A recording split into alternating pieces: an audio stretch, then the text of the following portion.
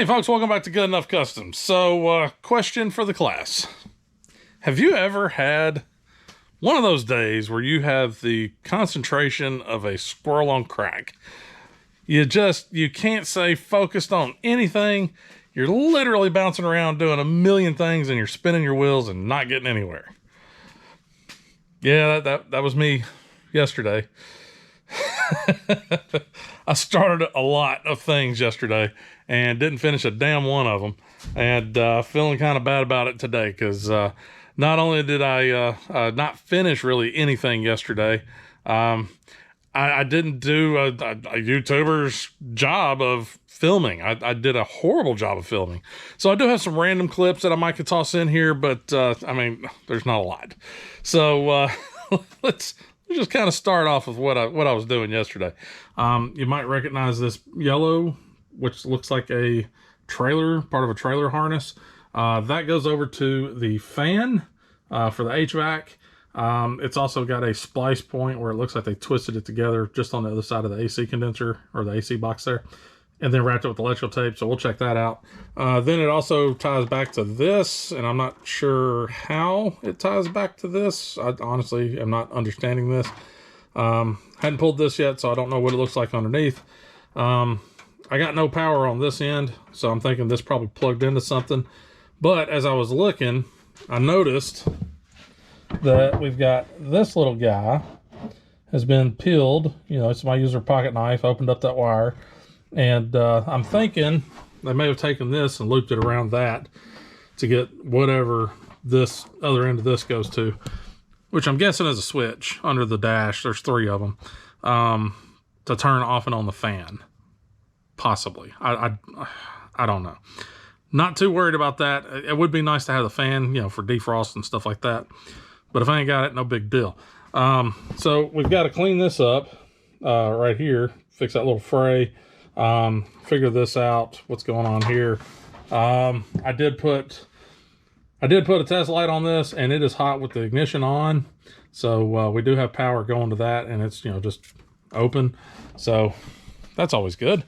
Inside the cab, you know, it's a little dark. I hadn't put any lights in here yet. So, but this is the other end of that cable, or part of that cable. I don't know. It goes up here to one of these 3 switches, but you can see there's a power cable there, there's a power cable there. Those don't appear to be hooked up to anything, thank God. Looks like we got a CB cable down here on the floor. We got another red line right over here just taped up. I did check the radio with the ignition on, just checked it. It lights up, that's all it does. It doesn't turn on. Kind of a bummer, but whatever. I got earbuds and a cell phone, so I can just rock out that way. Wipers do not work. It'd be nice to have those, so we might check in on that. Otherwise, we'll just, you know, rain exit and call it good. Headlights. I was able to get this one working. It was not working before, and with my amazing skills of deduction, I discovered that the harness wasn't plugged in. So plug that up. This headlight works on high beam. This headlight works on low beam. So low beam, no high, no low, all high. So, and I banged on this light because sometimes that helps. And when I did that, this light came on. So that socket's probably just dirty, or the connections are dirty. So I now have a running light here. This running light worked. My running lights in the back work. Signal light, no signal in the rear on this side, signal up front. Fast signal on the front and rear on the passenger side, which is odd because usually if you get a fast signal, that means one of your bulbs is burnt. I don't know about the reverse lights. Hadn't even looked at those. Not worried about those. Brake lights. I don't think I've looked at brake lights yet. Cab lights. We've got the center one's dead. The rest of them work, but all of them's cracked or split. And then my gaskets on most of them are split, like this one. You can see he's split right in here. That one's got probably a 1/8 of an inch gap in it. Same thing there. That one over there's got a big gap in it too. So rather than trying to, you know, fix that and plug up the leaks, I went on Amazon and I ordered these smoked cab lights. They come with a new gasket. They're LED. So I'll put those in and get those wired up. That'll kind of make the top a little nicer. I'm also going to pick up new headlights, headlight bulbs for the front. Let's see. I also ordered and got in my gauge cluster. Another little Amazon find, super cheap. The only thing I'm going to plumb in on that is going to be my thermostat and my oil pressure. It's got an amp meter on it. I'm not a big fan of sending all that amperage down through the firewall into the cab through that tiny little amp gauge. Not going to work with that. I could have got just a voltage gauge, which would have been fine, but that was like another $5, and I didn't want to spend an extra $5. So we'll put a voltmeter on the alternator or on the battery and make sure that it's charging when this thing's running. I want to say I did that already, but I can't remember. I think I did. But yeah, we got a lot of stuff to do. I might try and get that tack working too. That'd be kind of nice. So there's quite a bit to do. I've got my trusty test light right over there, and I'll get up my voltmeter here in just a little bit. Those are the main two tools that we're going to use today, just troubleshooting and figuring out what goes where. And we'll get to it and start kind of testing stuff and fixing things and see if we can't make sure that this thing won't burn to the ground first time I take it out. That'd be bad. So I guess I don't really know where to get started, but we're going to get started somewhere. So I'll be right back. Here I am sitting inside of Little John, and previous owners. Yeah, they have one of those vinyl dash pad covers on here, which in itself is not a bad deal, but they use hot glue to attach it to the original dash, and the hot glue didn't stick at all to the cover. It only stuck to the dash. So yeah, this it's a mess. So I figure I'll probably spend the next good little bit here with heat gun and a little plastic scraper, heating up the glue and scraping it off. That's what my life is going to be for a little bit.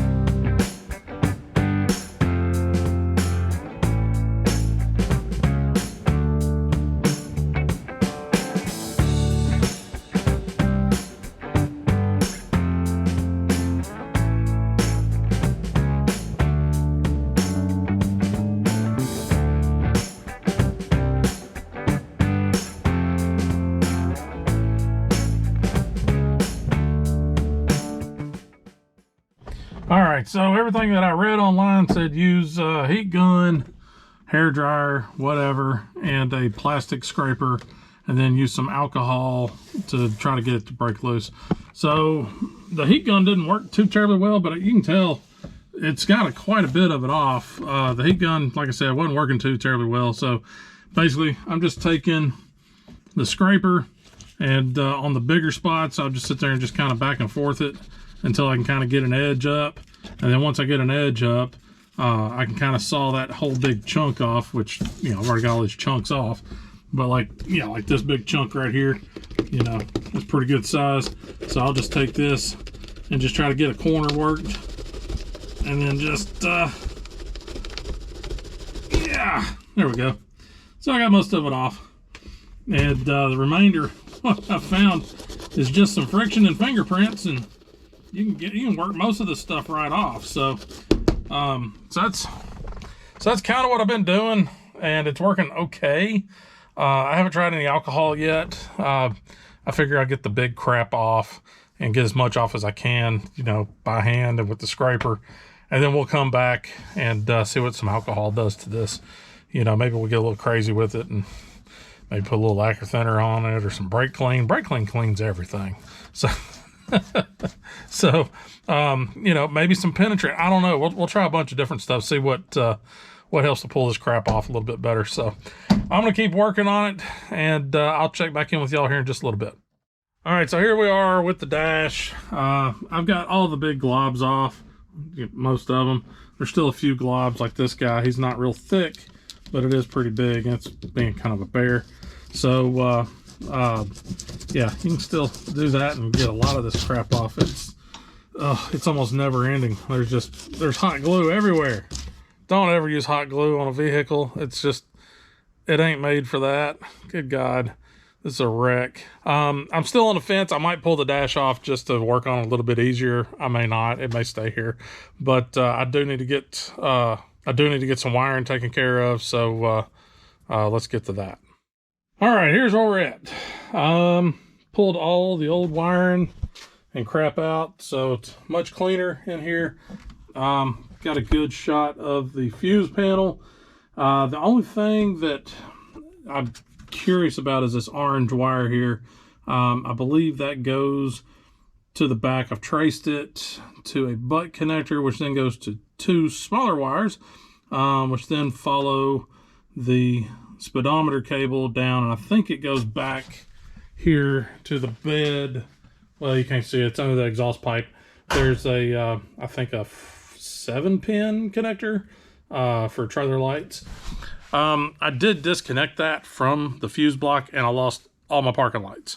Yeah, so I guess I kind of have to run that for now till I figure out what's going on there. So also my pile of wires and crap.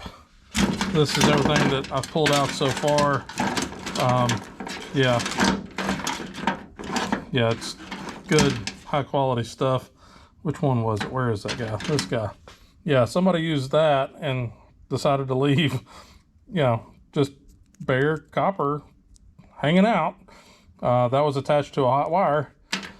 I swear to God. So yeah, this truck is a rolling fire hazard apparently. I did go ahead, just kind of shifting gears. It's getting late in the day, so shifting gears, I was like, you know what, let me do something fairly easy. So in the process of switching out the headlights, I got this one swapped out, no problem there.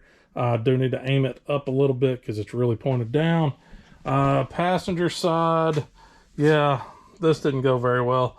The top adjuster is broke, so I need to get a new adjuster thing.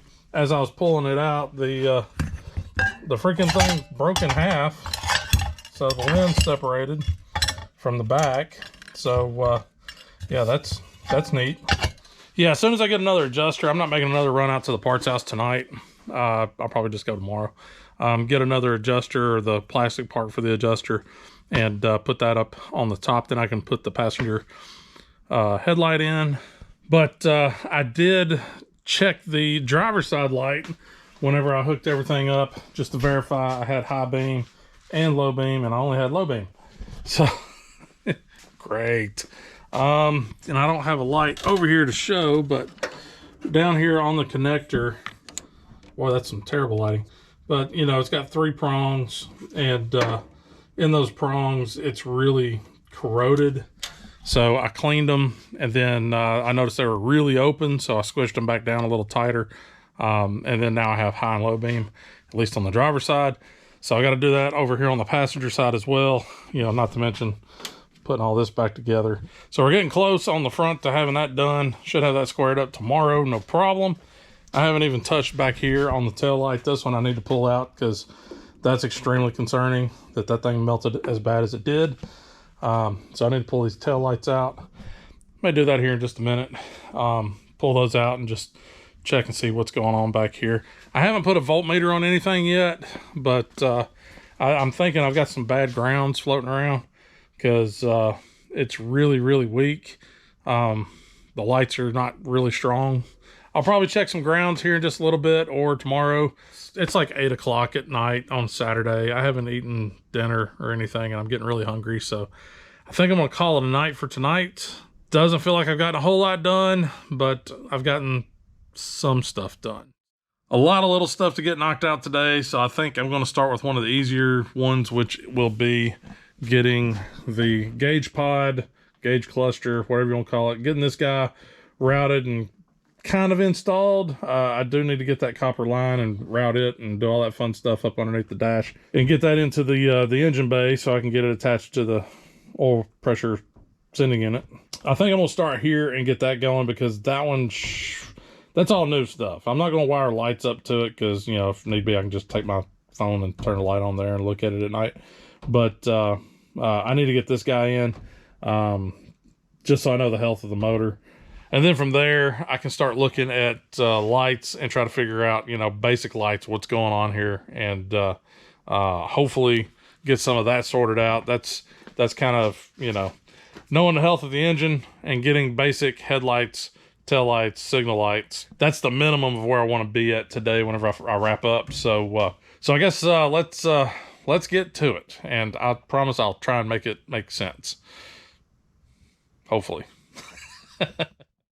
All right, y'all got to bear with me because there's not a good place to put a camera in here. But coming up underneath the dash, I've already routed the line for my thermostat. Just kind of went over this cable bundle here. I went over top of the steering column to get it out of the way of all this stuff. And then I came down through over here where the existing oil pressure line is. Went ahead and did that. I'm gonna follow the new oil pressure line through. I put a little tape on the end to keep the nut from, you know, rolling back. This was coiled up. I just took and straightened it out as best I could. So we're gonna try to keep from getting too many unnecessary bends in this guy.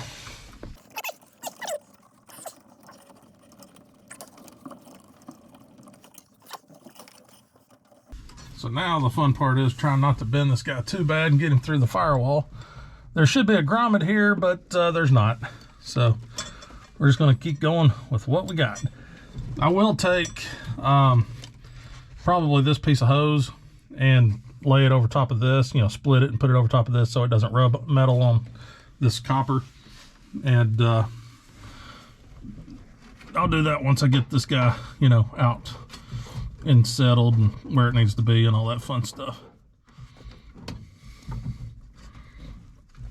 That's good enough for now, I suppose. Let's go check under the hood and see where we're at. Here's where we are. There's where we need to go. So I got to pull a lot more slack through. So let me get that straightened out and get that ready to push through. All right, so I got it routed over here to where my connection is.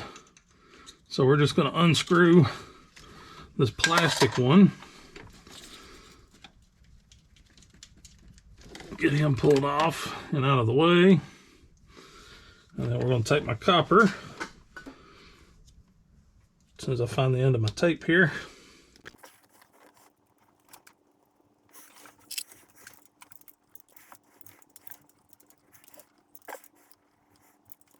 All right, so that's now been replaced. So now that we got that guy in place, I can actually see back here where that plastic one was leaking. You can kind of see where it's been leaking in and around the connector. These guys work okay. They're not the best. They're good in a pinch, but if you can get away from them, use the copper line ones. You know, they're not going to melt when it comes to engine heat. They're not going to get all soft, you know, with the engine heat. Boy, that looks like crap, but it'll do for now. Yeah, they're just a little bit more robust than the old plastic lines are. So got that guy switched out. Now we're gonna go back into the cab and finish getting it routed over there and go ahead and mount up our gauge cluster. All right, well, we still got to get this thermostat off too. I forgot about that. So let's get the old thermostat pulled out. And we'll route this guy this way. We're going to want to do this fairly quick because I've got a block full of water.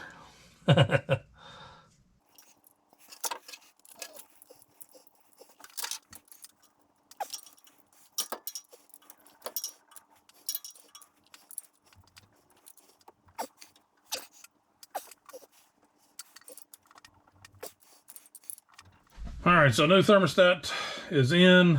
We'll check on that guy, make sure he's not leaking, you know, once I get ready to start this thing again. We'll verify that that's not leaking anymore. If it is, then I just reuse the old main nut that goes into the block and just use this part to replace the old part. So that guy's in. It seems a little loose, but I don't see any water dripping out anymore. So I'm guessing we're good. I don't recall seeing that guy I wouldn't think that guy would be flopping around, but if I tighten it up anymore, I'm liable to strip something. So we'll check on this guy later, make sure he's not leaking. But at least right now we know that we've got our length right and we know where we're going with this guy. So that lets us go on into the cab to get that going and make sure that gets all mounted up in the right spot. So I'll see you back in the cab. All right, so when it comes to mounting these guys in your cab, you want to make sure it's in a spot you can actually see.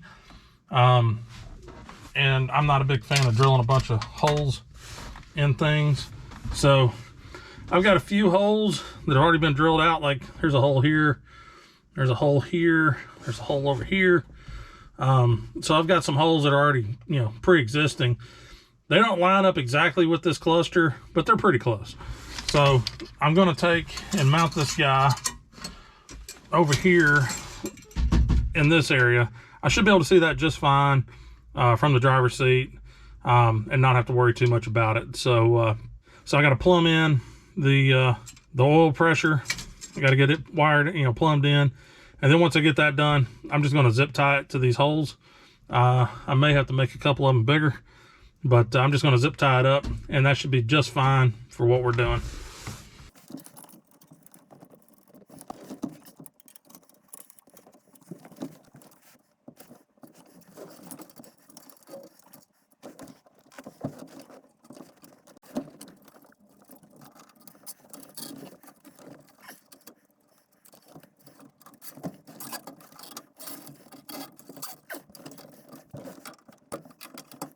All right, that is a professional looking installation.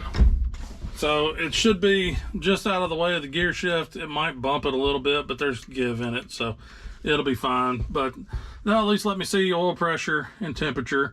And I've got to take, and of course I got to dress this stuff up and make it look halfway decent. So I'll probably just get up underneath the dash and pull all my slack and figure out, the best way to twist this up and zip tie it up and out of the way so it doesn't get hung on stuff.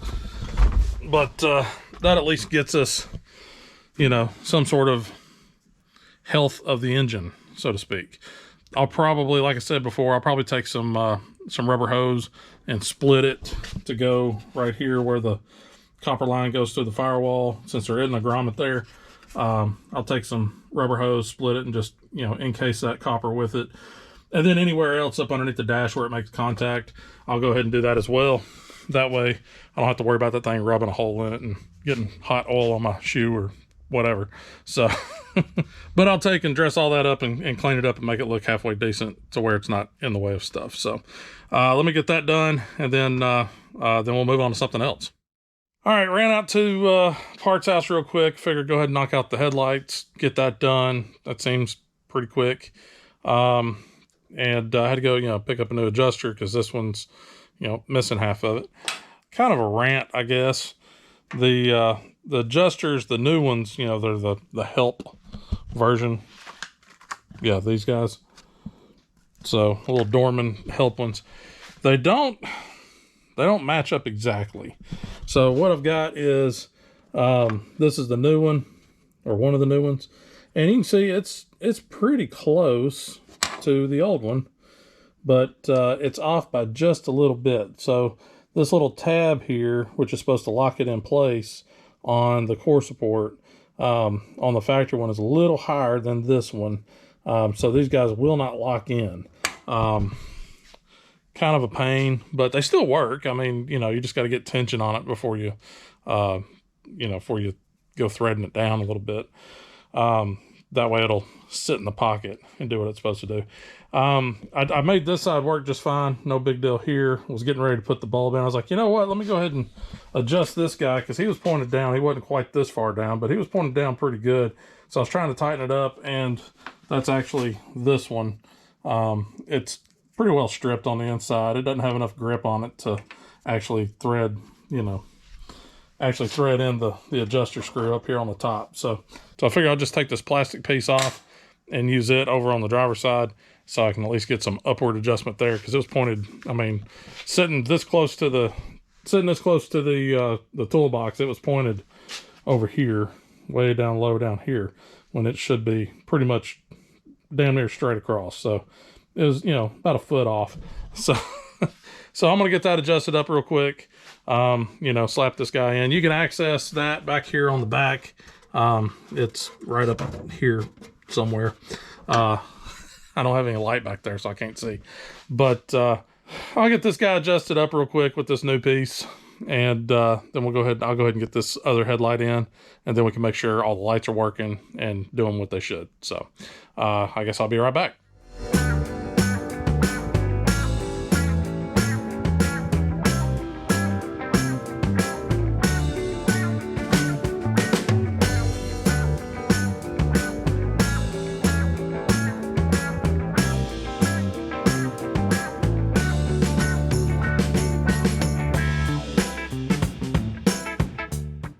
Let's turn it on and see what we got.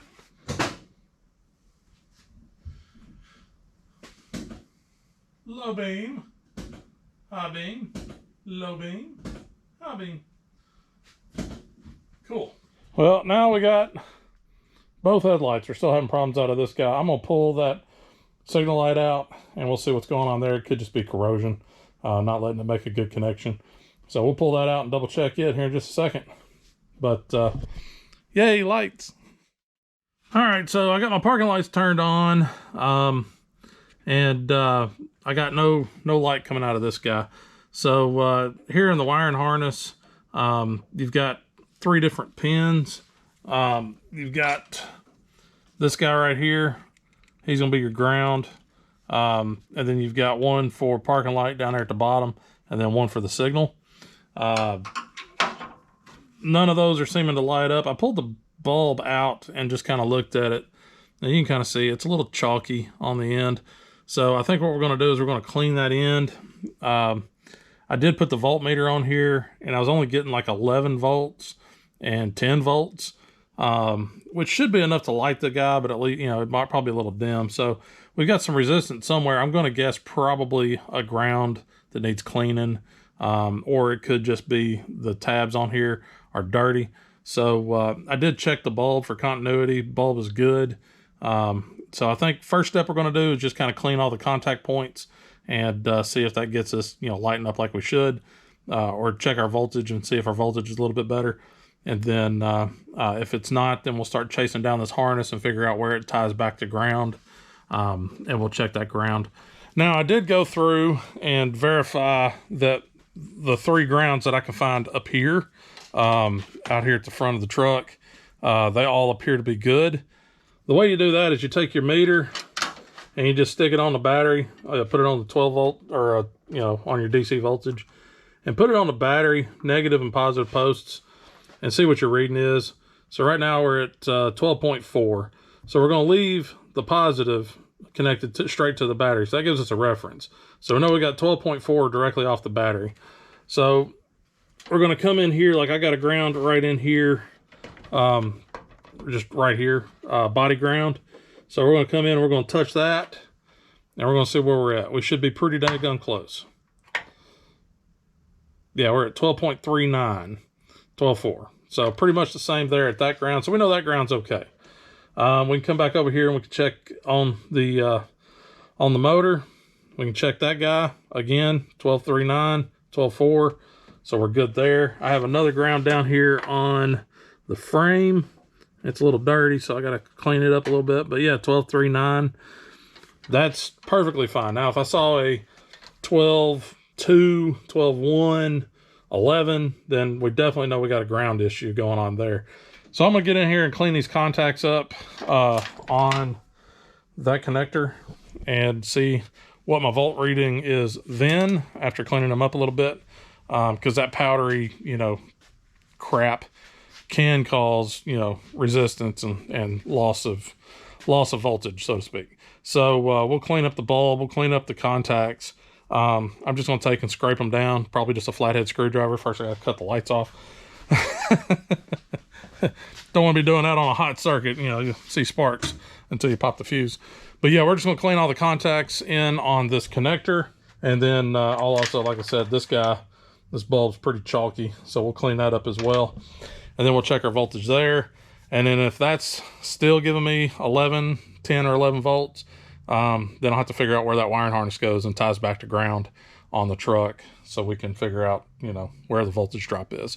So, all right, let me get to cleaning on these guys, and I'll be back. All right, so I cleaned this guy, scraped it really good, and I was able to get like an 11.5 or so voltage across it. So I'm still getting a voltage drop, about a volt. So I guess at this point we'd need to track down the where the ground is, which would be this guy. Just moving it around, I totally lost all connection. So now I have no ground, or no, you know, voltage. I suppose I could try on a different spot for ground. So now I'm grounded directly to the battery, and I'm getting voltage. I'm getting almost 12 volts. Yeah, I can get almost 12 volts at 11.8. So there's something going on with this ground. So in order to troubleshoot that, we got to figure out where this ground goes, and start tracing it back. So if we follow the harness comes up into this little cavern back here, and it goes into this, which then goes all the way across the front over to the driver's side.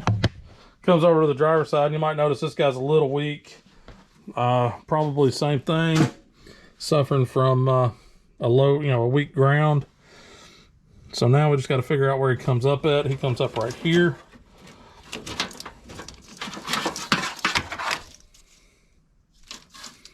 That's for evap.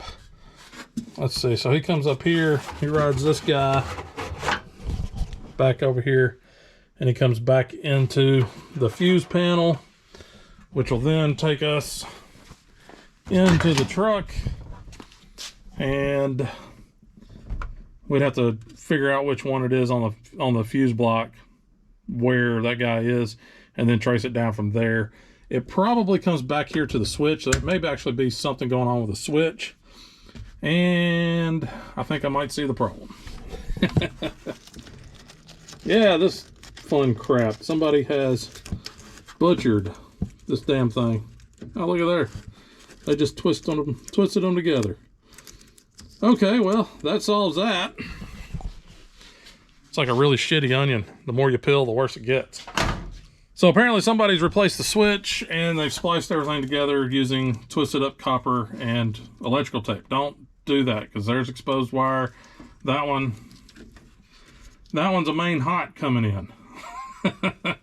And the electrical tape just fell off of it. Yeah, all this is garbage. So I guess I'm gonna be pulling the switch out and resplicing all these cables back together in a proper way so that they don't cause a fire. Plus that might give us better connection back to the headlights. This could be where all the problem is this switch itself isn't grounded very well.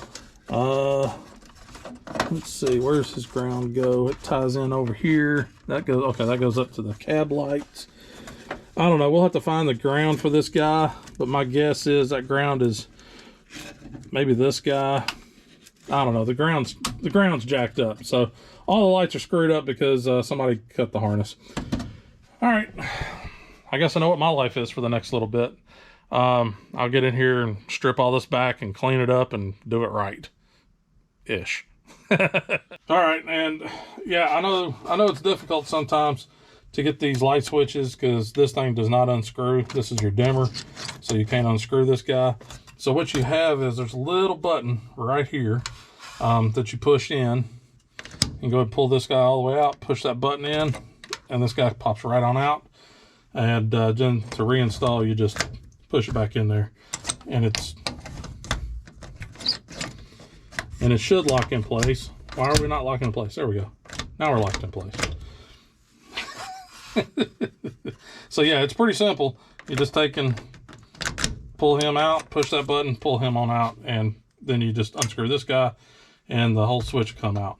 So usually these things aren't in there really tight. Yeah. So you can pull that and then we get the switch out.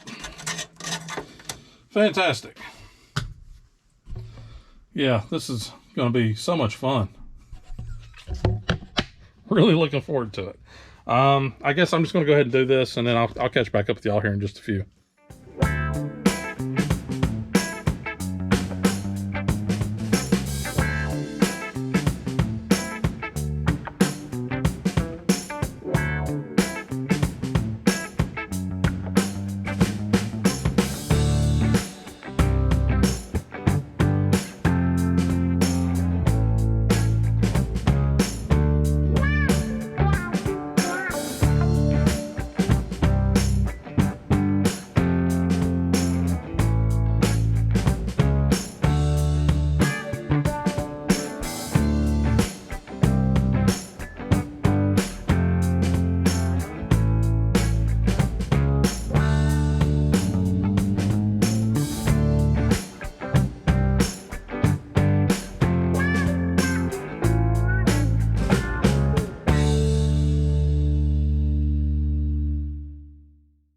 All right, so I've got the switch rewired and cleaned up using these solder stick connectors, which are supposed to be better than your standard crimp-on butt connectors, your splice connectors, whatever you want to call them. And these little guys are pretty cool. It's a great idea. You can see it's just got a little ring of solder in there, right there in the center, and the whole tube is heat shrink.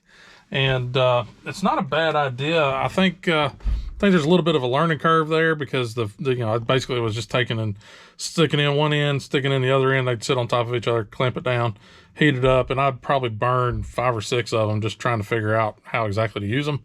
But they seem to hold pretty well. The only gripe I have is I burned through the heat shrink in a couple places, so I'm just going to go back with some electrical tape. I know, electrical tape. But I'm going to go back with some electrical tape just to make sure that I don't have any, unintended shorts. But looks like there towards the end, I kind of figured it out a little bit better. So usually I just take the end, twist it up nice and tight, slide one in this way, slide one in this way, let them rest on top of each other, hit the solder, and they kept pulling apart, and it was driving me nuts. Then towards the end, I was like, oh, wait a minute. What if I don't twist them and just kind of leave them, frayed out a little bit on each end and then push it together so that the frays kind of interlock and then the solder get in there.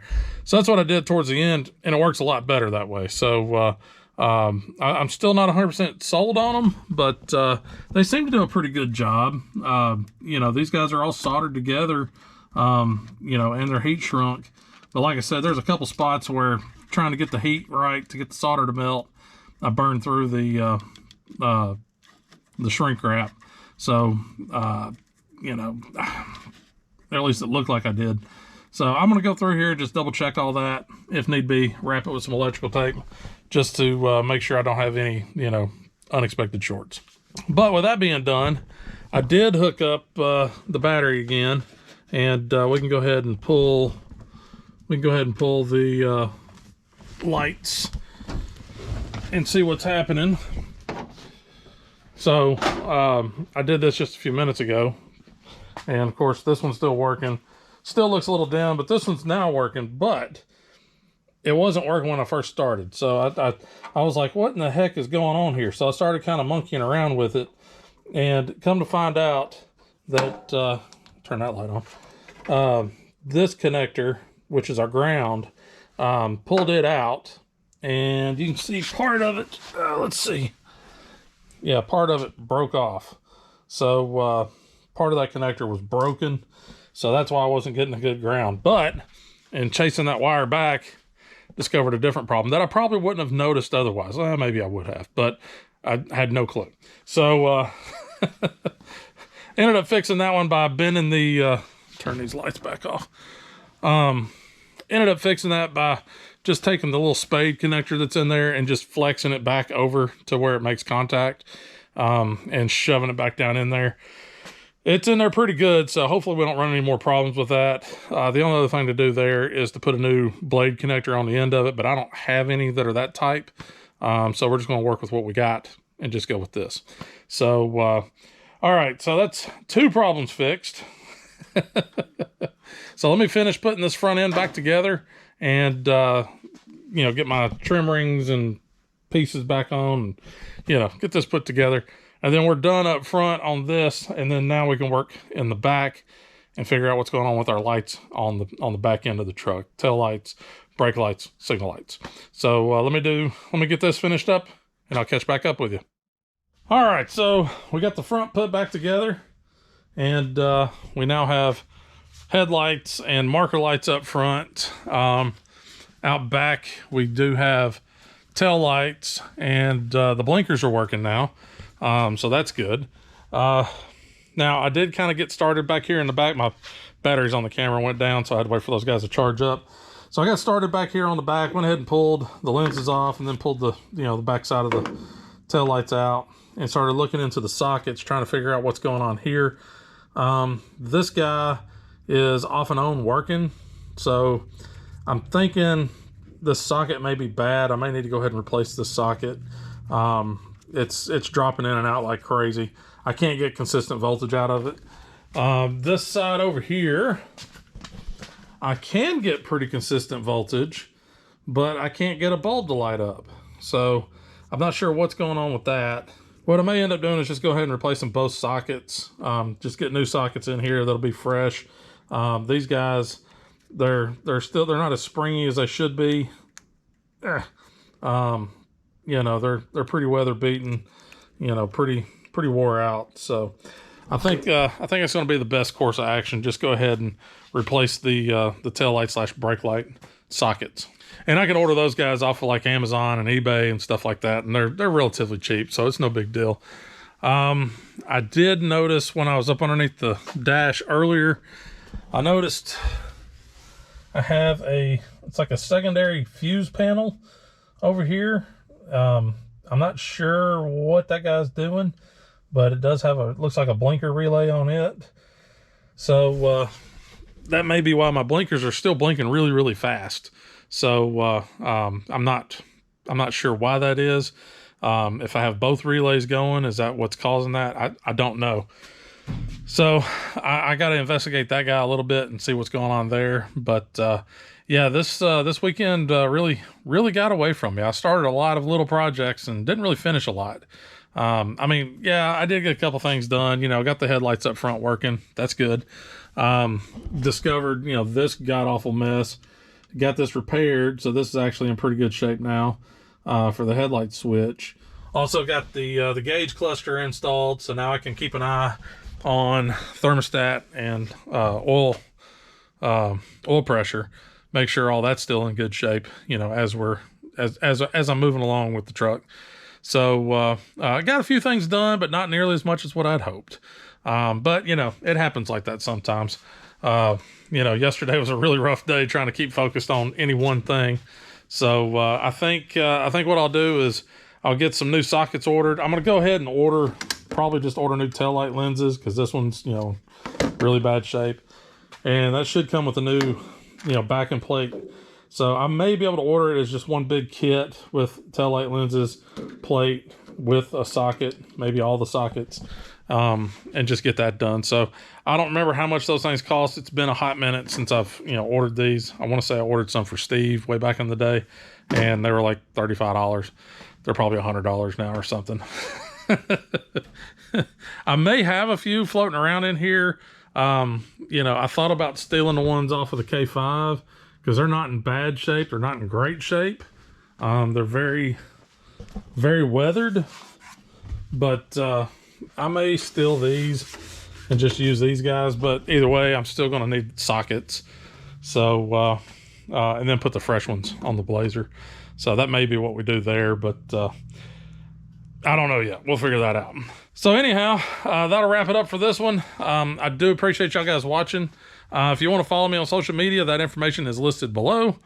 If you like the video, be sure and hit the like button. If you made it this far and you haven't subscribed, what are you waiting on? Go ahead and subscribe. Don't cost nothing. All it does is help. But thank y'all for watching, and look forward to seeing y'all guys next week. And just remember, folks, it ain't got to be perfect. Just good enough. Yeah, just good enough. Oh, Lord. We'll see y'all next week.